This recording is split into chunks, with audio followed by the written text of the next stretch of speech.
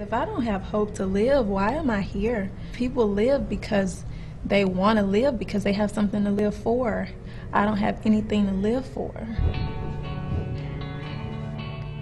I grew up in a family that was pretty much split from the beginning.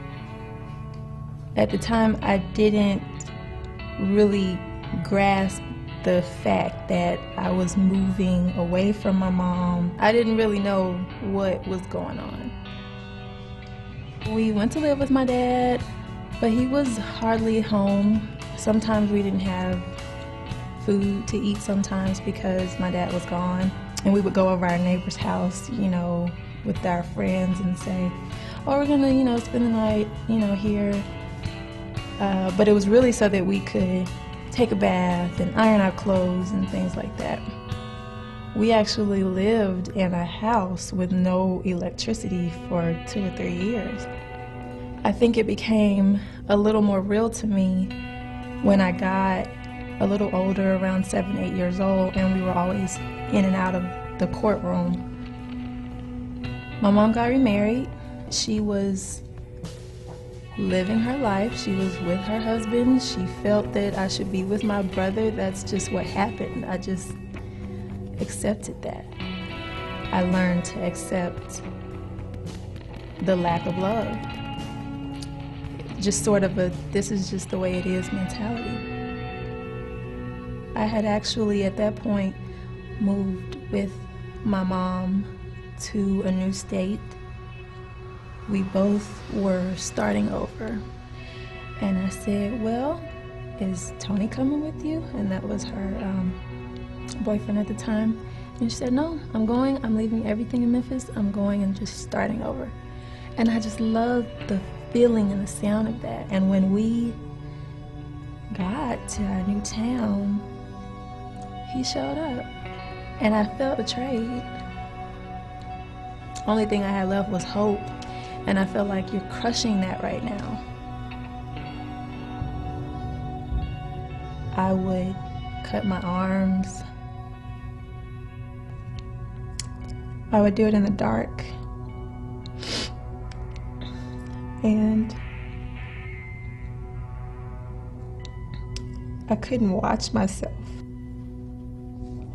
When I would do it, I would say, I don't want to do this. I would say that I don't want to do it, but I would still be doing it. I just thought that I was taking matters into my own hands with my own life. And I had actually carved the word sad in my arm, S-A-D. And one morning before school, she caught me. She, grabbed both of my arms and looked at them. She said, no, something is wrong with you. She took me to our family physician. I wanted someone to listen to me without judgment, without knowing who I am or my past or my weaknesses or any of that. And that's what he did. He didn't call me sick or any of that. He just said, I want you to sign a promise contract, and this says that you will commit to living. It's a contract, and you have to commit to living. If you want to call me, if you don't feel like you're going to make it, call me. And if you want to commit to living, sign it. And I signed it because I really did want to live. The hope came back. Then as time went on, I became a little stronger to where I stopped cutting myself. But I just sort of secretly prayed, if you're real, can you help me? And I started to really understand a lot of things. At a very young age, I just concluded that I had to experience those things because it pushed me to a place to where I could lean on nothing but God. I eventually moved. I started going to a church, and I joined that church, and they took me in and started teaching me, you know, the way of God, the way of Jesus.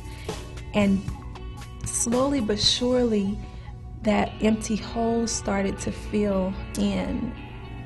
All of those things that I was struggling with was mental, and I was able to overcome that because of something else that's sort of invisible, and that's love. That's what he sort of filled me with. I know that there is love out there. I have it, I give it. I was sad and depressed, and now I'm happy. I have joy. Like, he really turned all that around. I want to live to the 10th power. My name is Victoria Lynn Childress, and I am second.